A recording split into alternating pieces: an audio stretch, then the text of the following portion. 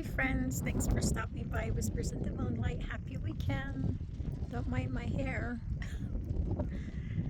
And today we went out to Cortez, Colorado, and we're just driving back, and there's this really pretty reservoir nearby.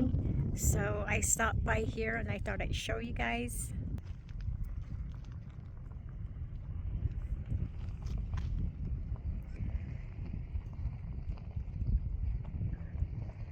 Feels so nice just to be out here near the water.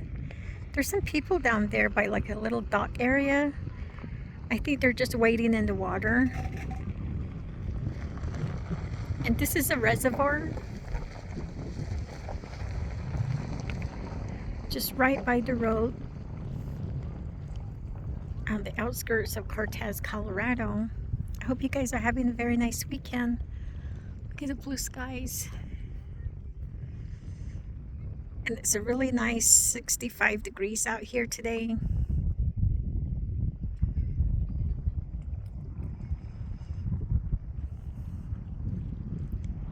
So I'll catch you all later.